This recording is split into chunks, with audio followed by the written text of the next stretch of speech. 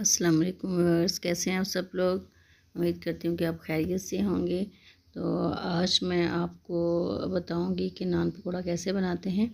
तो इसके लिए हमें जो मिक्सड पकौड़ों के लिए चाहिए वो इसमें मैंने 4 से 5 अदद प्याज लिए बारीक कटे, और इसमें 4 से 5 अदद ही मैंने आलू लिए हैं जो कि बारीक बारीक काटे हैं। मोटा नहीं काटना वरना ये गलेंगे नहीं। 5 से 6 अदद हरी मिर्चें डाली हैं। मैंने एक्चुअली जो क्वांटिटी बनाई है वो 10 से 11 नान बनाने के लिए बनाई है, तो आप उसी हिसाब से मिक्सचर को और मसालों को कम या ज़्यादा कर सकते हैं। 2 चुटकी इसमें मैंने अजवाइन डाली है, 2 से 3 टेबलस्पून खुश्क साबुत धनिया और 2 टेबलस्पून जो है ज़ीरा डाला है। इसको हाथ से अच्छे से मसल के डालेंगे, कूटना या पीसना बिल्कुल नहीं है। अच्छे से इसको हाथ से मसलेंगे और डालेंगे।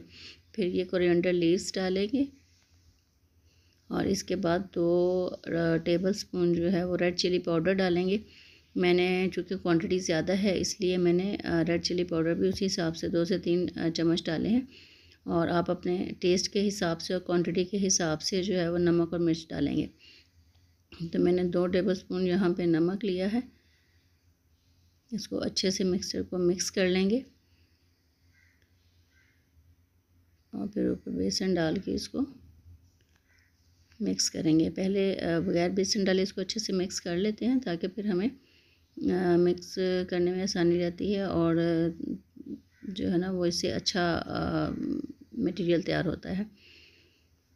तो बेसन डाल के अच्छे से हमने इसको मिक्स किया। हाथों से मिक्स करेंगे क्योंकि हाथों से जो आपके हाथों का जायका है वो इसमें ऐड हो जाता है और ये अच्छे से मिक्स भी हो जाता है। कहते हैं ना कि हर हाथ का एक ख़ास जायका होता है, तो वो ख़ास जायका इसमें शामिल हो जाता है और मिक्स भी बहुत अच्छे तरीके से होता है। चमचों वमचों से ये इतना कोई ख़ास मिक्स अच्छा नहीं होता।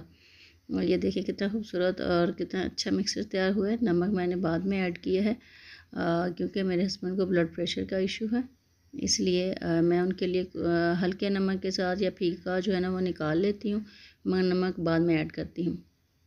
तो इसको अच्छे से मिक्स कर लेंगे।